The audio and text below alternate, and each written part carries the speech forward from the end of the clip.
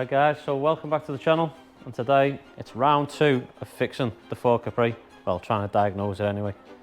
As you've seen in the last video, the starter motor went right at the end. I managed to find a guy that had a few 2.8 engines knocking about, so we said I could have one for 50 quid.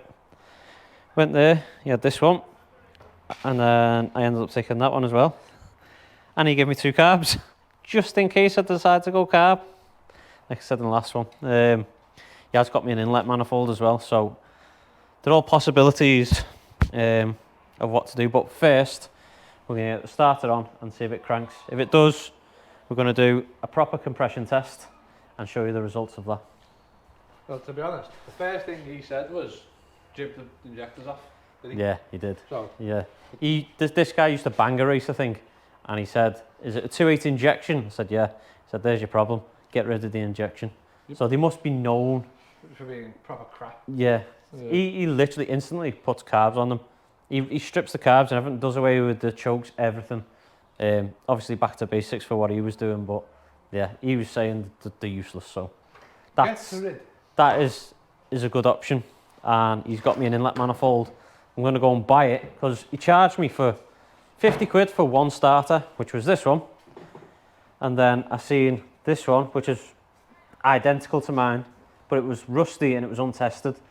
So he said, do you know what, you can just take that. His name's Lee, he's a good lad, to be honest. He said, you can just take that. And then we got speaking about going carb, you know, and tell you what, I've got loads of spares. You can take this one, but the throttle bit was jammed up a little bit, which I've managed to free up. How'd you do it? There. And then he said I can take that one for spares, and he's got me an inlet manifold, but I've got to buy that. He's not that nice. So yeah, first thing first, get the starter on, see if it turns over a decent speed, and then do a compression check.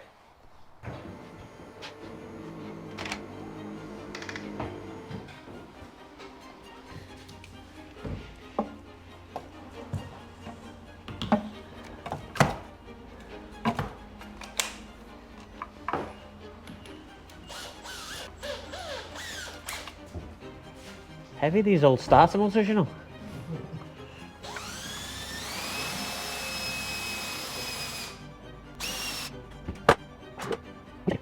Oh, your arms are dead.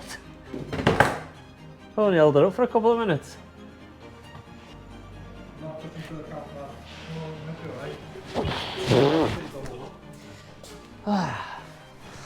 Bloody nightmare.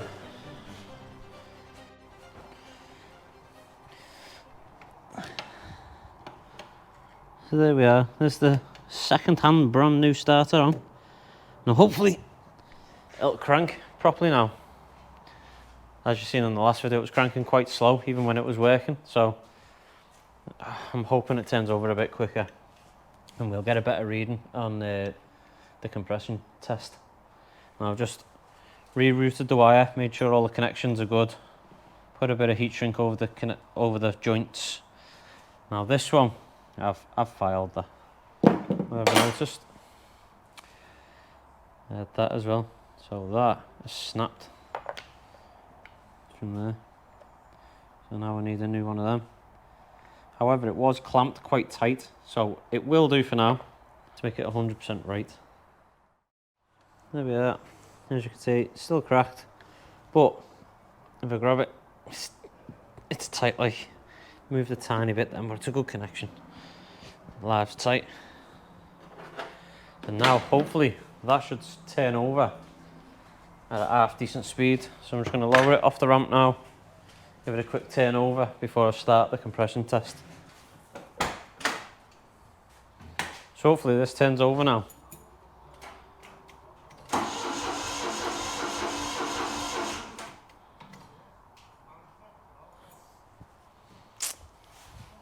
I mean, it turns over, but I don't think it's any quicker. I have put 2 of the plugs back in, which will be coming out. And I'm sure it's due for a battery this now. The battery's a bit knackered. But the main thing is, at least the starter works. So there it is. Starter's back on now, and it's turning over, so it's working.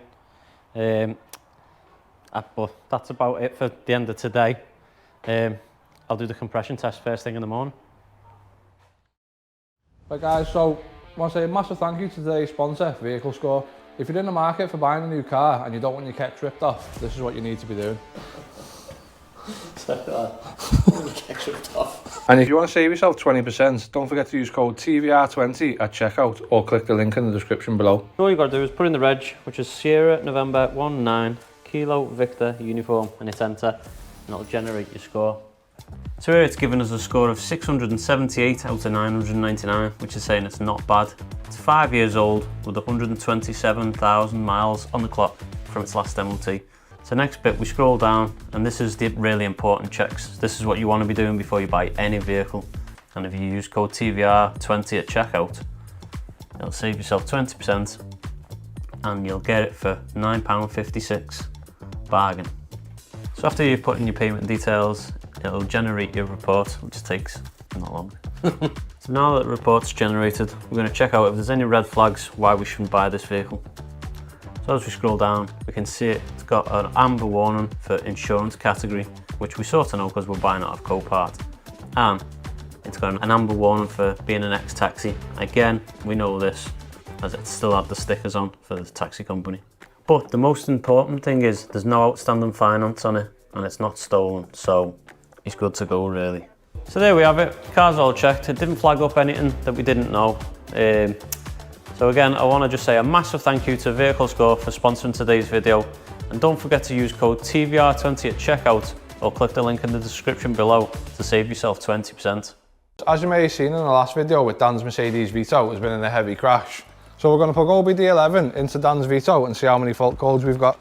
Right, so all you got to do is plug this in the OBD2 port, switch your ignition on, hit connect, and then it'll say select device. So you'll click that. Right, so all you've got to do is hit tap to scan and it'll go through all the separate diagnostic modules and it'll tell you how many fault codes you've got. So now it's showing up 5 faults found. So we'll click that and we've got a mass airflow fault, intake air temperature. I thought it'd have more, to be honest. To be honest, yeah, I thought it'd have a lot more. So there we go. OBD11 saved us about 70 quid in garage fees in having it diagnosed. So massive thanks to them. So go and grab yourselves one and you'll thank us later. And if you want to save even more money, you can use code TVR at checkout to save yourselves an extra 10% off. Or you can scan the QR code on screen or click the link in the description below. Right guys, it's the next day. It's time to get back on the Capri and get this compression check done.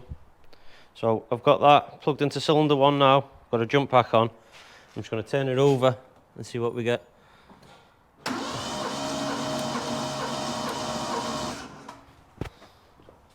Right, so there we've got about 105, 106. So that's a little bit low, that one. So cylinder 1 got 104 psi. I've just tried it with the jump pack on because it sounded like that battery was dying off as well. And it only got to 106, so I think I'm just going to do it with the jump pack on, as it's only going to add a couple of psi. Right, on to cylinder 2.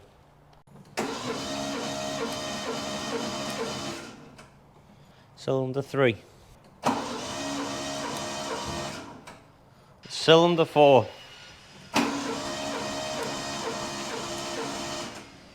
Cylinder 5. And final cylinder, cylinder 6. So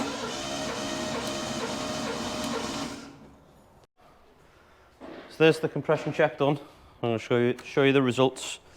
Cylinder 1 is a little bit down, it's 106 psi. I wouldn't say it was going to make the problem that's happening, but it is a little bit down.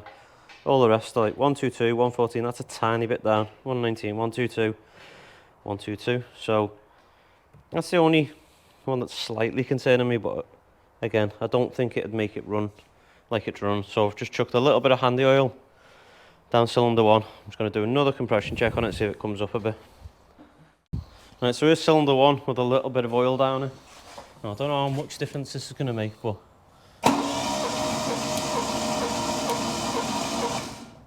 let's have a look at that. No difference there. No. Yeah, that could indicate a valve seat not sitting properly. You know, because oil goes down and round the rings. Yeah. So that sort of seals the rings if it's the compression's getting out the top. I might not have put enough oil down. I don't know how much you put down, but I didn't want to hydrolock it or nothing like that. You know what I mean? So just give it a little. I don't know. What's But either way. What's the shape of the piston? Are they flat? Not Or a do they clue. thingy? Not a clue. So the only diesels that are like that, isn't it, really? The diesels have the dish. Petrols tend to be flat. Sometimes they have the cutout for the valves and that. But I don't know in these. I have got pictures of the engine rebuild somewhere, so you probably see it. But and again, that's not overly concerning. So I'm saying it's not compression that's causing it. Move on to something else. Yeah, it's still run like that. Yeah. We'll gap the plugs, clean the plugs, gap them, and we'll plug them all in and see if everyone's sparking. If everyone's sparking now, as long as we put them in the right order, stick your finger in the end of the lead. Is that how you do it? Yeah. Okay. Have you ever been got with that? Yeah, my dad got me with that. It's a lovely man, your dad. Yeah. Bell end. Fucking hell. Right, okay. So we're on with that next. So next, I'm going to clean all the plugs, gap them all right. Now it says 0.7 to 0.8 mil. So I've got my feeler gauges here. I'm going to get them cleaned up and get them gapped.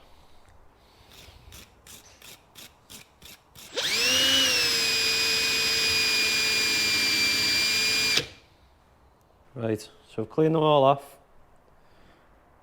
They're clean enough. And now I'm going to gap them. So with this, I get my feeler gauge, and to be honest, you're not going to be able to see these, but they've got measurements on in mil and inches. And I've added two together to make it's just under 0.8.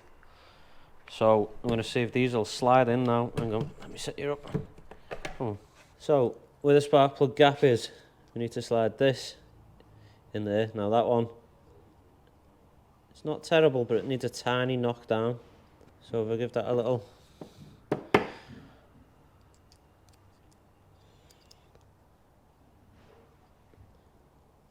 to be honest, that's not too bad. It's tight when you're sliding it, so that's enough grip. I'm saying that one's 0.8, so that one's fine. Now I've noticed the rest are quite tight, so that one won't even go on 1. So this one is, hang on, 0.635, so that's under 0.635. Oh no, it's just sliding on there. So I managed to open that up with the feeler gauge. Now that is, it says resistance sliding it on the feeler gauge, so I'm saying that one's right now. A few moments later. Right, so they're gapped. They're all gapped now to just under 0.8 mil. So they're set. The compression check's done. What's next? Clean. Give the Dizzy a quick clean, even though it's mint. I'm just gonna give the terminals a little scratch just to make sure. I'm gonna put it all back together, put the plugs in it, and see if they all spark individually. Yeah. And then once, yeah, that's it. That's with your tongue. Liam's gonna put it on his tongue. No, not like, because it'll friggin' hurt. Once all them give us a spark, and I know they're in the right order, I might just double confirm, like you say, number 1's at the top. And the Dizzy being right. And the rotor arms facing number 1. Yeah. Right, anyway. That's what we'll do. Yeah, that's what we're doing. We'll get it done and it's done, and then we can forget about it.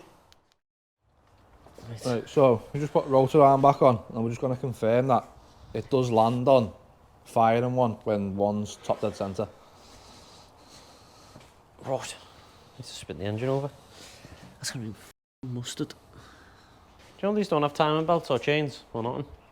Mechanical, like just two big cogs, yeah? Yeah. Right. Get the blueprint set. I'm not.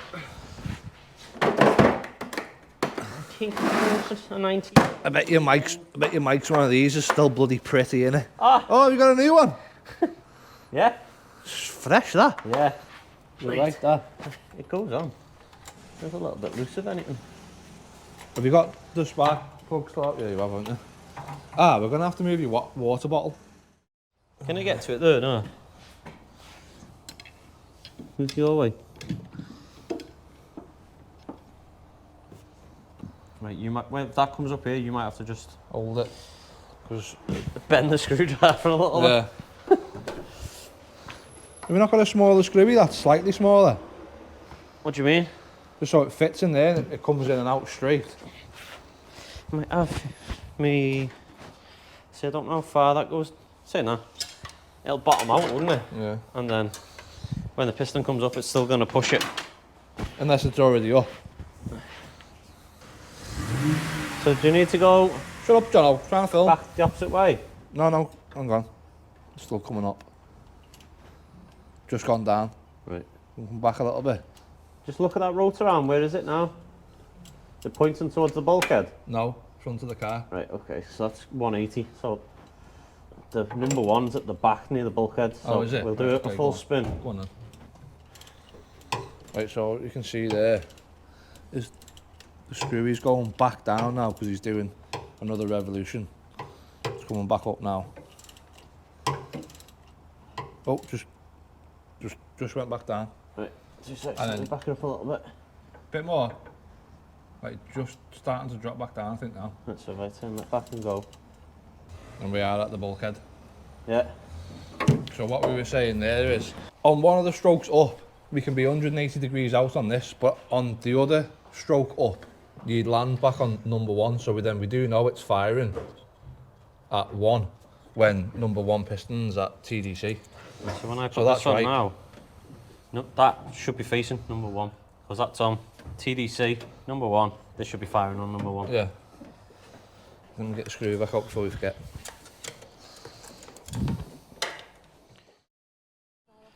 Right, the rotor arm and the dizzy are back on.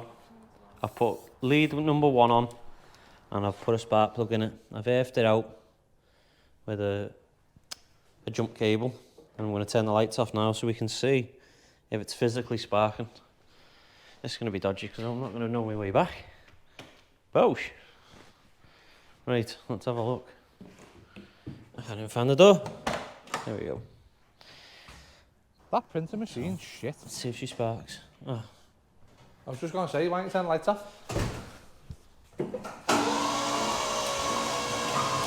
Lovely spark. So we know that's sparking.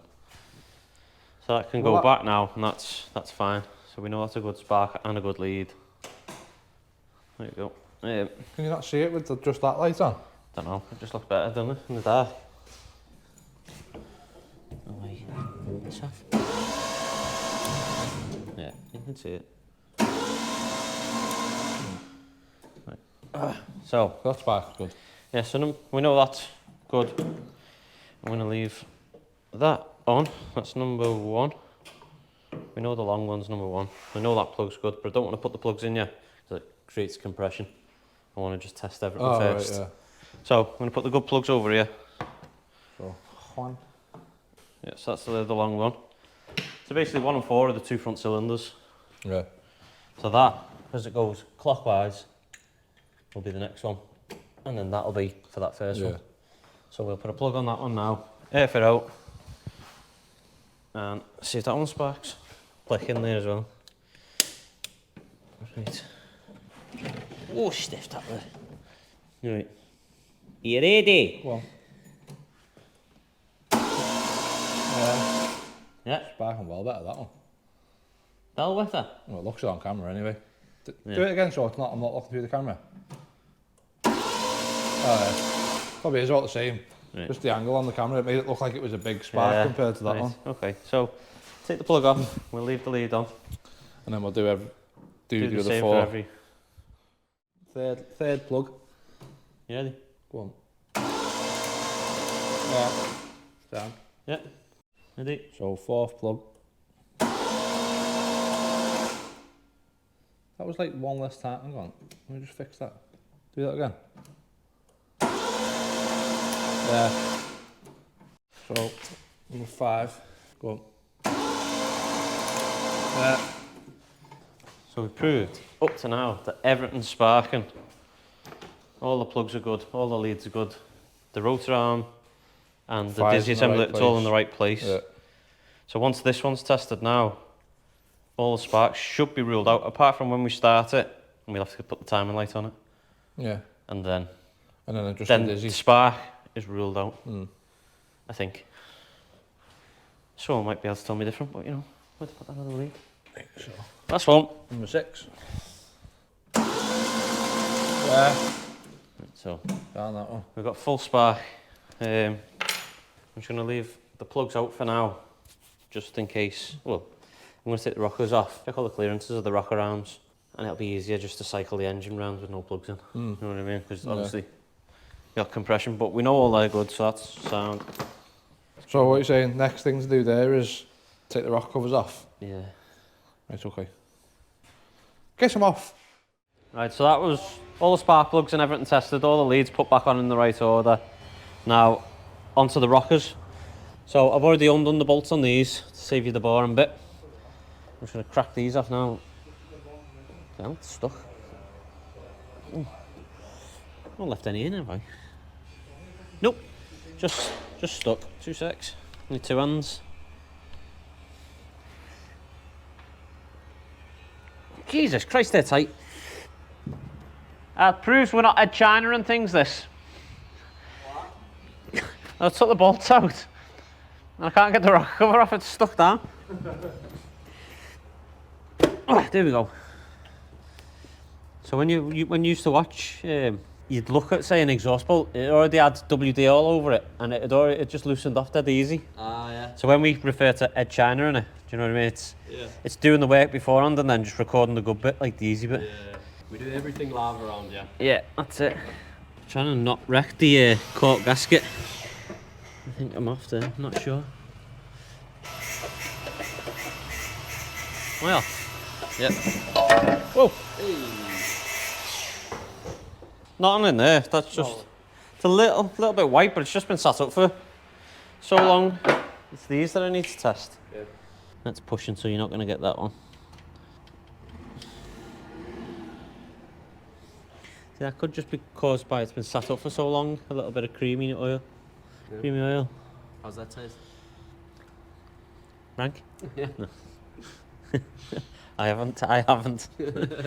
That's someone saying that last time. Oh, has he just tasted that? So, what was the point of taking it?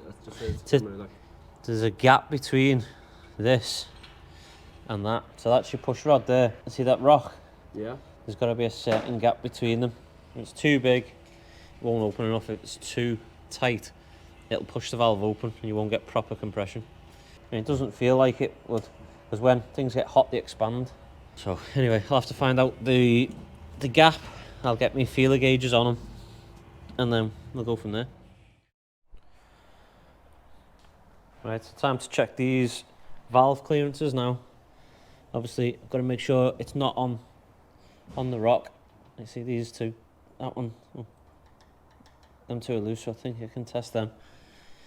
But someone did say if one valve's pressing down, you know you can test the other valve because they won't be both pressed at the same time. So I might do that and go through them all. And apparently the exhaust should be 0.016 of an inch and the inlet should be 0.14. So I'm going to get checking them now, and all I've got to do is be able to slide that between the gap of the rocker arm and the valve. Now I might have to bend these a little bit to, to get them in. I've got to figure out which one's exhaust and which one's inlet, but other than that, it should be as easy as slide these in, and if they need adjusting, I'll come back to you and show you how you adjust them. Right, so I was just about to start adjusting these, thinking it'd go like inlet, exhaust, inlet, exhaust, inlet, exhaust. But I was wrong. Just looked, found this on Google. Good job I didn't start. That'd have been a waste of time. So, front of the engine, where we stand, or to be honest, we stand over this side, goes inlet, exhaust, exhaust, inlet.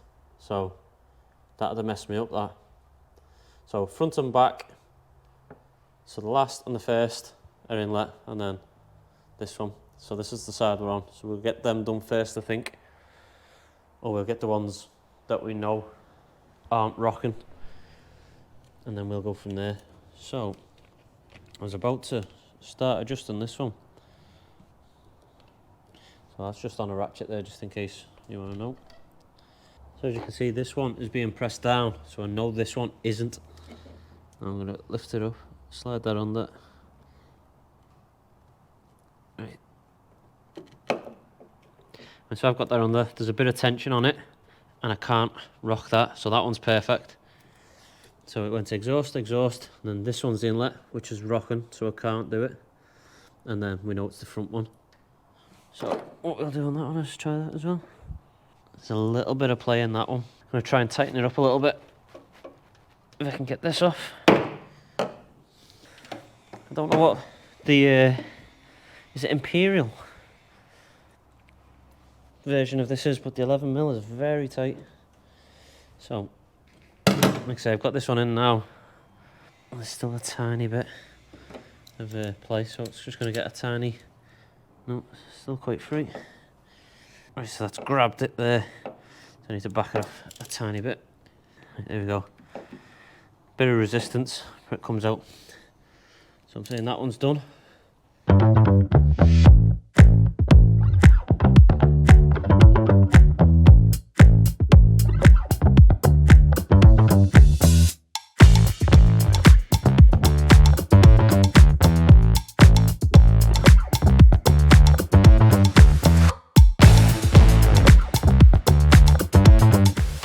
Right, so we just cycled the engine round then and tested that valve and that valve, exhaust and inlet, and they were fine. So that rocker cover can go back on. I haven't took the rocker shaft off, but I did spin each individual push rod to see if there's any bends in it, and I can't see any wobbles going on. So they do look straight. Now I've not had them out, but I'm pretty sure they're straight. You'd seen a wobble, you know, when you're spinning them round. So I'm going to do the same on the other side, and then put the rocker covers back on, and I'll be moving on to something else. Right, so that's all the rocker cover and everything built back up. All the plugs are back in, all the leads are back on in the correct order, in the correct firing order. Like you say, we've checked all them.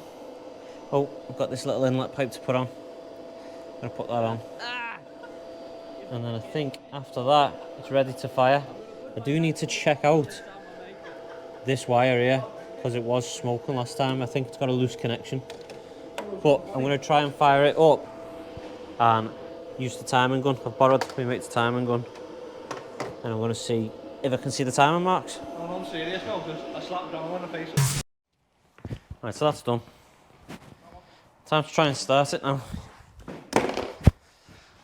Undo these, jump start it so it's got a better chance of starting, and then once it's running, if it runs, I put the timing gun back on it.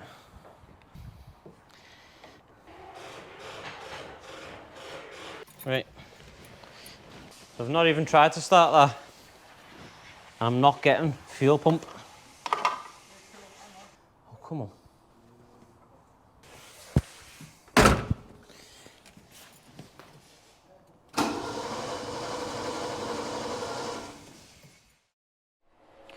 Right, so I've come to fire her up so we could do the timing light thing, and remembered the first time we started this up, the first time it was on the channel, there's a red light on the dash that went off. Now the fuel pump stopped working and it stopped charging, and I've had that before with this, and it was the connection, hang on, it's the connection between the prong and where the actual fuse sits. Something between there anyway, so I'm just going to solder them together, so then that will make a connection and my fuel pump and my alternator should start working again. Now that is only to get it running again, that's not the issue, but that I just remembered that happened in the first episode and I've never got around to fixing it, so I need to sort that now. Big blow of yakking. Yeah, it's a never ending thing, this. Need to do it on camera, don't we? Like a nice little 90. That a mick a tot. Yeah. So the copper's warm anyway, the brass. Oh, big blob. Feed off that roll in there. Feed it. This should go to 0. There we go. No resistance between the in and the out. Now if I put this back on now, that red light on the dash should light up. And that means you'll hear the fuel pump kick in, and the alternator will be working when it's. And you put that on there, like that, and you think, it's not even on that. Yeah, there's three linked. We'll know as soon as we put this back on anyway, and it lights up or it doesn't light up. Yeah. Is that one longer? But anyway, that's all connected now.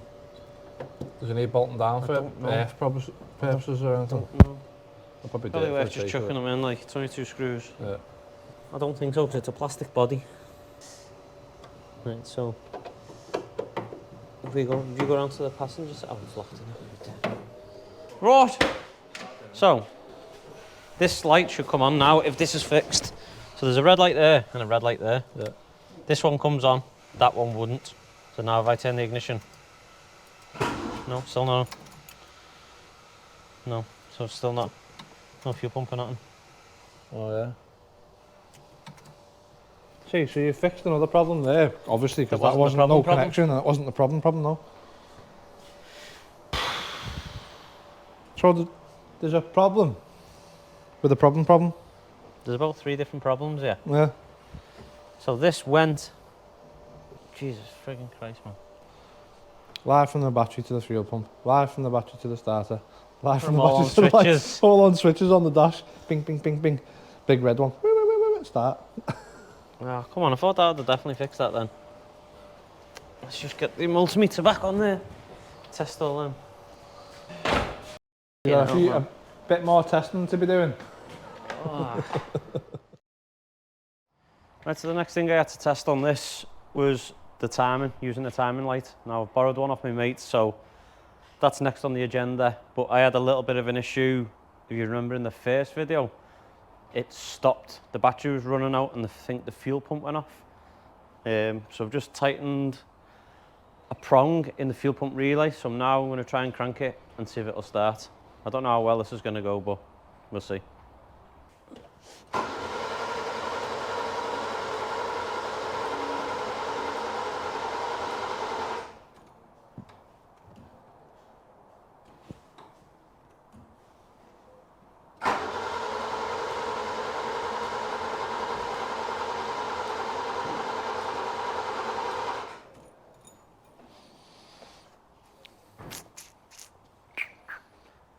So not well.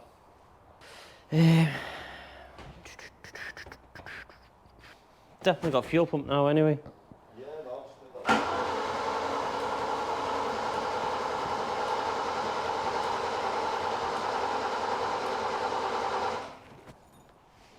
No fire at all though.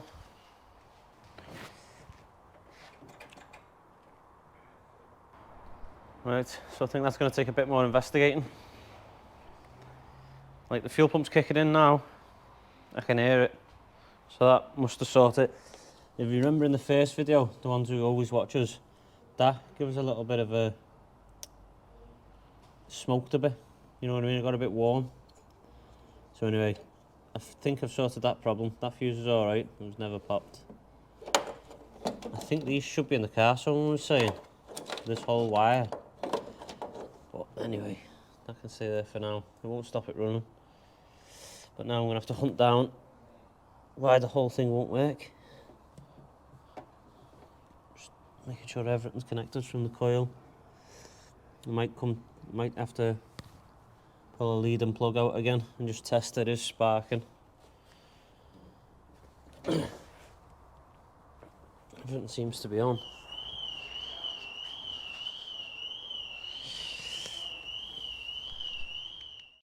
Right, so I'm just going to put the ignition on now and see if any petrol's actually pouring out. Just ignition. Yeah. Steering lock's gone. There you go. What? On. Nothing. Nothing. The ignition still on, is it? Yeah. Absolutely nothing. That's why it's not starting then. Right, turn it off. That's why it's not starting at the minute. The fuel pump's not kicking in. Which we thought we solved yesterday, soldering that thing. I thought I could hear that. What fuse was it? Was it? The blue one. No, but that's the one we soldered, but is that the fuel pump fuse? I don't know. You know what I mean? I don't know what that was for. I remember it having some kind of issue. Oh, well, I don't think it's that. A tank off jobby. I don't know. Thought I heard it kicking in before, you know. Right, so you're gonna have to excuse me lack of enthusiasm now. It's Friday, it's getting late in the afternoon, and I've got nowhere today.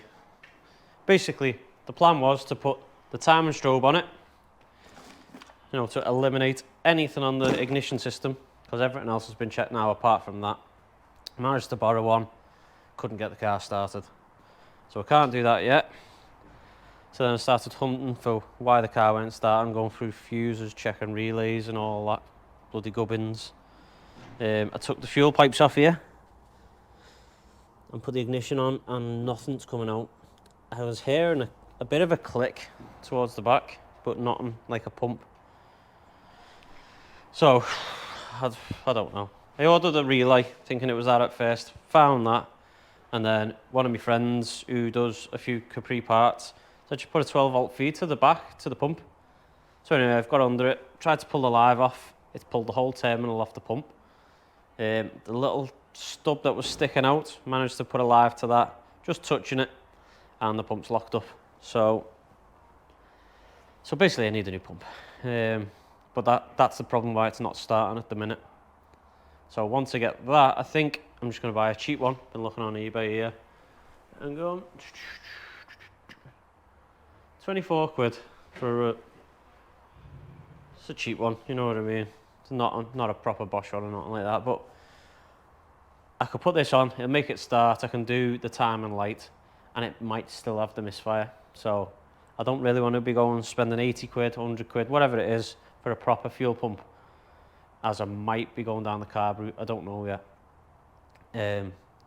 If there's still a problem with, I think it's called a K-Jetronic system, the injection on this, apparently they're known to be a nightmare. So if it still has got the misfire when I've done the time and light, then I think I've decided I'm going carb, but let me know what you do.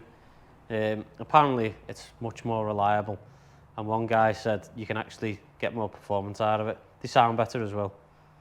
But if this fuel pump goes on and it works and I do the timing light and there's no misfire, I'll just leave it like that. So yeah, it all depends on what it does once I've put this pump on. Like I say, I don't want to spend big money. If I go carb, I'm going to have to put a fuel regulator on it to lower the pressure, or get a mechanical fuel pump. So I don't know. Like I say, if any of you's converted an injection, a 2.8 injection to a carb, let me know what you've got to do, because I'm looking at it thinking, obviously I know all this goes, all that goes, and obviously your carb just slaps on top, but like the likes of this, it's like, do I need a new water bottle? Because it won't have this, will it? Or does that run to the carb? You know what I mean? What else do I need with it? Because I'm not sure. But anyway, if any of you have done it, let me know. If it's easier, did it work? Do you prefer it? Do you know what I mean? Because I haven't got a clue. I'm new to classic cars, and to be honest, I've never had a car with a carb on it. It's early stuff that, but yeah, I'm sorry to do this to you as well. You know what I mean? I wanted everything on the ignition system at least sorted. You know, the timing all done, so we could completely rule that out. And I was going to try and get into the fuel system, but obviously it took a lot longer than I was expecting. So yeah, next thing, we have to wait until the fuel pump comes, probably Monday to Wednesday, it says next week. So hopefully it could be next Sunday's video. I'll get that on. Get the fuel pump on, start it up, do the timing light, see what it runs like, then we can go from there. But other than that, you know what I mean? There's always something that throws a spanner in the works with this car. You fix one thing and another thing breaks. But aside my negativity, you know, of everything breaking, if you've liked today's video, don't forget to leave us a like. If you haven't already, subscribe, because it helps the channel out massively. And leave us a comment. Leave us a comment on what you'd do with the, would you go carb, or would you try and fix the injection system? You can also follow us on Facebook, Instagram and TikTok. And if you haven't already and you want one, go and buy a hoodie. Nice one. See you in the next one. Oh God. I've hurt me back. What? I've hurt me back. Yeah. So if you haven't gathered, Liam's hurt his back. Yeah. Right. Oh shit. Ah.